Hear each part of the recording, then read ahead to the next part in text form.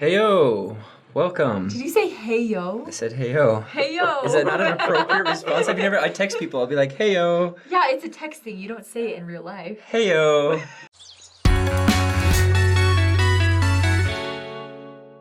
Today we have Christopher Cunningham with us. Hi, Christopher. Yeah. Howdy. How Howdy. about that better? See, he also is well versed in salutations. No, well, he's from Texas. From Texas. Oh. Yeah, He so we've came got howdy all down. the way from San Antonio. So excited to be here. I know, we're so excited. excited I to am have you. such a huge fan. Well, and why is he here? Well, he is a senior religion writer for his blog on Patheos. Uh-huh. So like the know-how about religion is right here. But tell us like, a little bit about you and your family. So I live in San Antonio, Texas. My wife is a marriage and family therapist. I write about religion. I've got two boys, a 1-year-old and a 4-year-old, and I love lip balm. What? Okay, like what kind? So I was addicted to Carmex from the time I was like in second The grade. I get The that. squeeze kind or the tube? No, the tube. The tube. Well, it was like a little. you're I'm talking so like- old. It was like you're the talking little about the circle, canister and you'd like thing. dig it in Oh, and I smear still it on use your that face. kind. Yeah. But I've converted to Blistex in the last couple of years Oh because my I gosh, always I have was it a with me. kid. I know, right? Wait, that's how you know. I I'm think serious. I use Blistex, I love but it comes in the little circle thing that I did there. No, but this is a serious It's really subject. good. Addiction to chapstick is real. You don't eat it, do you? You just wear it? No, You're no, gross. Oh, okay. Well, you could be addicted to eating chapstick. Well, Have you you could- seen My Strange Addiction? Okay, no, we're not I'm going sure there. it's been on Okay. there. Okay, Well, anyway, but sorry. speaking of strange things, every once in a while, when you're learning about the church, you come accosted. You are accosted by negative things about the church. They just jump out at you, and they just and it's kind of hard to ignore them. And a lot of people, some people's faith is shaken. Wait, we're like doing a serious topic. Shaken up. We're, like, Okay, laughing. confession, I was up till 4 playing League of Legends. It was not a good decision. I had to be to work by 8. It was a terrible thing. Oh my gosh. I'm running low. So now your verb conjugations Yeah, are just a little it's bit just not off happening. kilter. Bear with me. Fair enough. But no, so some people's, their faith can be shaken by the things they see about the church that are negative. Some people who are investigating the church probably don't really have faith in the church yet, but just are completely diverted from wanting to learn more. Yeah, it can be hard because I know a lot of people, when they know someone is investigating the church and they don't like the church, they'll send a lot of anti-Mormon stuff to them to try to say, like, you shouldn't join this church and here's why. But it's hard with those resources because they're all very one-sided, and a lot of the times they don't really use the actual facts as we believe them. It's a lot of, like, misinterpretations and miscommunications, and we'll get into that. But it's definitely a real thing that we know a lot of you guys might be struggling with, because we know a lot of you guys are looking into the church. And we kind of wanted to talk about it since we have our expert here. We wanted to talk about. But I roll my eyes big enough. You're So, like, talking what about- do we do? Yeah, What yeah, should like people do if how we they're can confused? respond to coming across anti. So I remember when I was on my mission, and I don't think I should have, but I always drove my companions crazy because everyone who would come and give us like anti-Mormon pamphlets, I'd be like, yeah, okay, I'll read that. Because it never bothered me. Right. Like, I've always been happy to read anything that anyone has said. And so now I make it my business to read anti-Mormon material. Whatever people are saying to try and tear down the church or tear down faith, I'm very familiar with what they're saying. Right. And I try to be because for me, it's always been, I feel like we all have spiritual gifts. And I feel like one I've had has just been to believe. Yeah. Right? Some are given to believe. And my mother converted like a year and a half before I was born. Okay. And my dad had converted like 7 years before I was born. They hadn't met each other yet. But, but so like I grew up in the church, but like I grew up like with a convert zeal, Yeah. Like it wasn't like this bedrock tradition like it is for a lot of members. That's how New. my family is. Yeah, too. and I think that's great for a lot of people, but it just wasn't my experience. Like it was sizzling. Yeah. Like I never knew the church was true. Like I just saw the church was true. Like it was changing my parents' life. And this is kind of my experience. And so for me, every time I hear something about the church, like I'm just naturally inclined to see it in the most positive possible light. Yeah. And so I feel like, okay, so now if I'm seeing these negative things and it's not bothering me, maybe I can go back and say, okay, why isn't this bothering me? Okay, And if I can articulate that for other people, maybe it can help it not bother them either. Because it doesn't. I know what they say. Yeah. And it doesn't bother me. I love the church. I still think the church is true. I'm happy to be a member of the church. Right. And I don't think that's going to change. I don't think they're going to come up with something new. They're not really coming up with that much new. Well, most of it's the 200-year-old stuff, right, that they just exactly. kept been repeating. Yeah. So that's kind of, and I think there's some things that I've done that maybe other people can do to kind of use that same mindset. Yeah. And then also, like I'm saying on the blog that I've just started over on Pathos, that's what I'm hoping to do, is look at some of these tough issues and say, okay, why is this so easy for me but so hard for other people? And maybe I can explain that, and I'm not trying to convince them that they have to believe like me, but I know a lot of people want to believe. Yeah, and what I like about what you said too is that I know there are a lot of anti-Mormon people who are saying, oh, these Mormons, they're just being ignorant. They're not looking at what we're saying. And they're not, because I know a lot of people are telling people in the church, like, don't read anti-Mormon literature, just don't look at it, it's not good. And I understand that because a lot of it isn't correct. And so I understand why people are saying don't read it. But at some point, I mean, sometimes we face it. Like when I started on this show, I saw a lot of negativity and anti-Mormon stuff that I wasn't really familiar with. And so I think I like what you're doing a lot because I don't think we can just ignore it. I think comes a point where you need to face it. Well, and I think anti-Mormons hate me. They hate talking to me because for them, they've lost the faith, right? Yeah. They've lost something in their life. And most of them have moved on and they've kind of constructed a new life, but they did lose something. So they have to convince themselves, or I can't speak for all of them, but a number of them convinced themselves that they didn't have any other choice. That they had to leave the church because they discovered some information that is so convincing, and that information doesn't exist. But they have to convince themselves that it does to justify what they lost. Well, because it's almost. And so when I'm like, I know this information, and I was able to stay, they're like, no, you have to be brainwashed, or you have to have cognitive dissonance, because if you could have learned it and stayed, then I could have learned it and stayed. Wow. And they just can't. Like that's a hard pill to swallow. No, that is super deep though, because that brings up, a sense of personal failure that I think a lot of people want to avoid, Everyone can make their own decisions, and I'm not trying to say everyone who's made that decision no, but needed to do it a different way. Definitely the case for some people. Yeah. Well, and I was thinking a metaphor came to my mind, and I love metaphors. It's going to be super good. Ready? So, you don't need to try the poison to know it's poisonous, but it is good to understand the poison so that you know what the antidote is, just in case. So, literal lies about the church as poison, you shouldn't just go around just to try it, Yeah. But we should have the antidote ready just in case we come across it on accident. I think you're right. And I think there is a history of people being threatened by the church and wanting to sort of create lies about it or create half-truths about it or sort of spin it beyond comprehension, like the God Makers video you guys did recently. But there's also stuff about the church that really did happen and really is perhaps hard to understand and really does say, okay, maybe I need to think about this. Maybe I need to understand what exactly is my faith.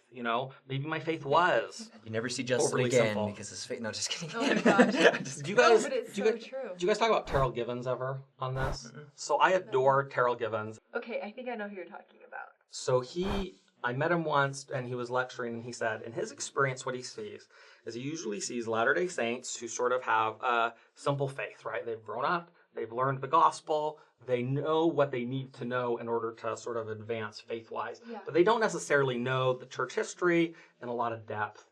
And so then you sort of have the second stage where people then start learning all this stuff, and it breaks a lot of people. Mm-hmm. And they learn things like... about like Mountain Meadow Massacre, or they learn about, prophetic fallibility and Joseph Smith's life.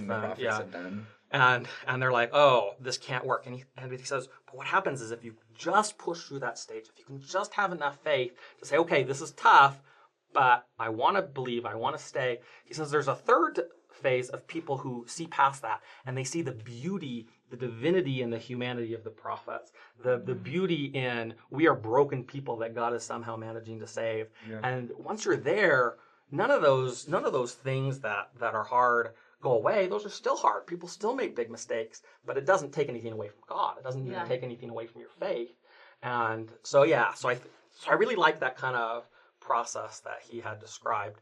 And if he ever watches this, I'm so sorry. I'm sure I butchered a very elegant idea. That when I feel like that process you just described, of going to like that third level and pushing through. I think that applies even to things that happen today when like leaders of the church who are fallible, I've heard stories of bishops who have committed crimes, or even like leaders of the church who have done things that not only are like against the commandments but are illegal, and that can be really hard when I know people whose faith a lot of times is based on these leaders, like they look up to them, and but we just have to push past the fallibility, the fallibility of man and see the divinity.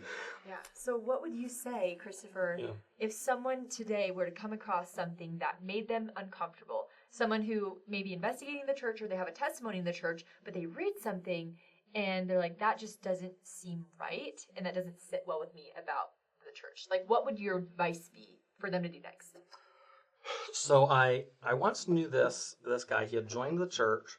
He had been a member of the church for about a year. And he read a verse in Isaiah that said that there's only one God. And he had learned something in Sunday school about eternal progression. And so he's like, this doesn't make any sense. And the missionaries at the time said to him, they said, well, pray about it. And I think that's great advice. I think that's probably the right advice that they gave him. And so he prayed about it, and he felt the Spirit, and he kept going to church. And the next time the missionaries came over, he says, this is bothering me. I don't understand why this is. And they told him, pray about it. So he prayed about it. That felt fine. And he kept going to church. But he still had no idea why that was. Right. And so finally we said, well, they're talking about worshiping Baal. That's what they're talking about in that verse. And then he had something to pray about.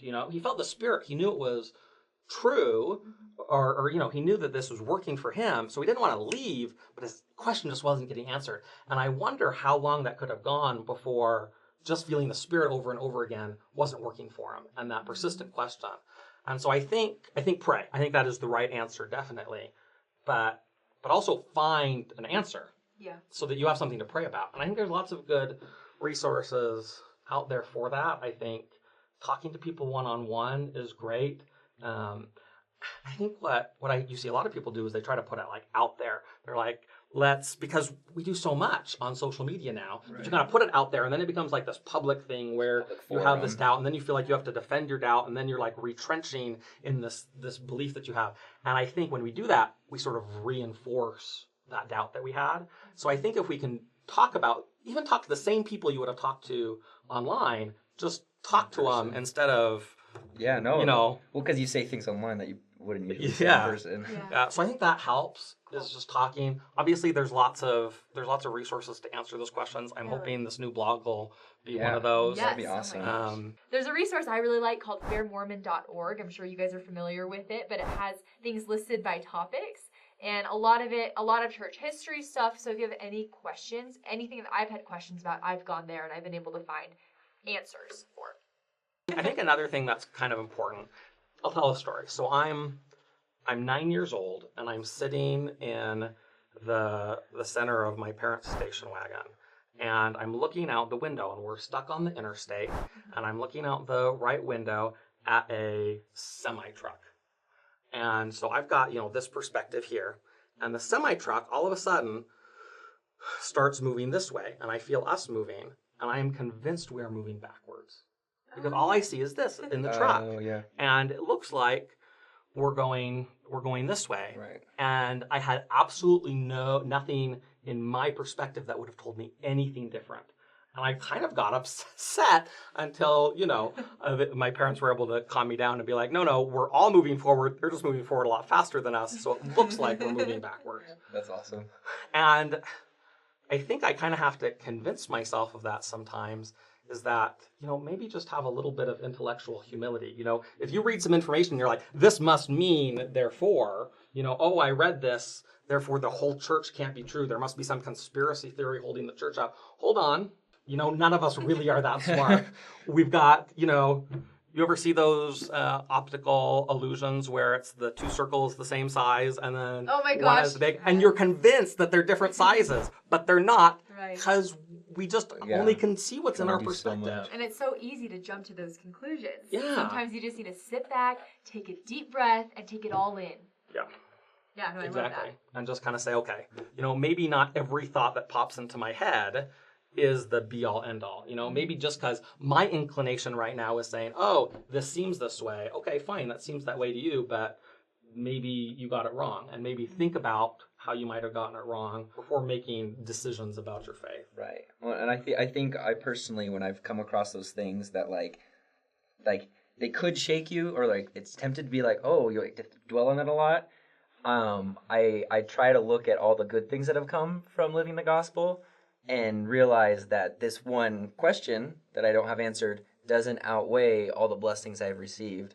And so I think it's a little drastic to take one thing you don't understand and to throw away all the good because of that one thing. And I think it's because something we didn't really talk about. We talked about like things about people doing bad stuff and kind of, but a lot of the material is things that are saying, oh, because of this, we know that the Book of Mormon couldn't have been translated, or we know that they couldn't have been. And so it's not really just saying, oh, the church is bad. It's saying this can't be true. And that can be hard because I think we all sort of have this meter in our head, right? Like we're putting this much effort into the gospel. And what's the chance that it's true or not, you know? And every kind of piece of information we're getting is kind of moving this needle in our head. Right. That's so true. And so, yeah, I think that's why that happens. You know, if you keep looking at this material, and that's Rachel's always saying every time we talk about this, she's like, if you just read the Book of Mormon every day, none of this will bother you. You know, you'll read it and you'll be like, yeah, okay. But if you stop, then that's when it is the keystone of our religion. Yeah, and that works too, because as much as you can say, oh, I read this to like you read evidence that proves the Book of Mormon couldn't have been written. There's also evidence that is out there that's saying the Book of Mormon was true, and this is why scientifically, and that's all great. I mean, there's great stuff, but what it comes down to is the Book of Mormon and your testimony and your faith. There's no way that we can prove everything with science, because that's not what religion is about. What would be the point of faith if all the answers could just be there for us? Well, and how many people saw the Book of Mormon, like saw the golden plates and left the church? Yeah, it's true. You know, I think a lot of us sort of get into the mode that what we believe almost comes passively, right? Like, oh, I just believe it because I put all the information into my head and this is the belief that popped out, so I'm stuck with it. Or this is the belief my family has, so I'm stuck with it. Or even I think members of the church are like, I was praying for a testimony and I got it. Like it came to me. Or like a little gift that God dropped off because you prayed hard enough. Right. And not to say that you're not getting revelation or your family life or the information in your head isn't affecting it, but you choose what you believe. Like you can pick to believe whatever you want. It's not to say everything you could choose is equal, but like if you want to believe, then do it. Believe. Say in your head, you know what? There's information that says this is true. There's information that says it's not. But I see how much the gospel blesses these people's lives. I see how happy it makes them. I see how much focus and groundedness. And you know what? Maybe I don't know that it's true. Maybe I'm not sure that it's true. Maybe my ticker in my head is more to one side than I want. But if you want to believe it, just do it. Just decide, okay, I'm going to believe it. And what's going to happen is you're going to start believing it more and more. Do you guys know how when you buy a new car, you start seeing that car everywhere? Yeah. As soon as, it's called the Bader-Meinhof effect. And the same thing happens with your belief. If you choose to believe, you're going to start seeing reasons to believe everywhere. And then all of a sudden, this doubt that you're having, this back and forth, oh, I'm not sure, it's going to go away because you're going to see reasons for belief everywhere. But you've got to take that step first. You've got to say, you know what? Okay, fine. I want the blessings of this. I'm going to choose to believe. And if you do, then you're going to. All that stuff in your head, it's going to work out, but you got to move first. Yep. And that's kind of backwards from, I think, the way that's comfortable for most people. Right. Most people want to figure it out first, and then say, okay, I figured out what's true. Now I'm going to do it. Right. Yeah.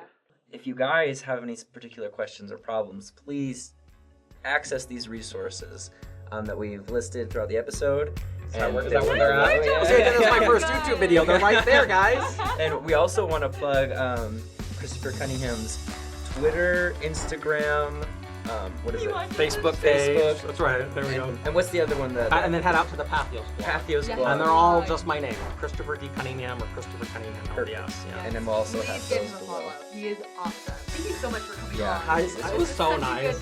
Yeah. I know. I love you guys. I just want to, like, anytime we get a comment that I'm like, I just want to refer to you. Just be like, hey, Chris, here. I spent a lot of time responding to comments. I think I'm ready to retire from that part of my you're like, life. these fingers can't take it anymore. Comment thing. We'll leave that to Rachel. Yeah.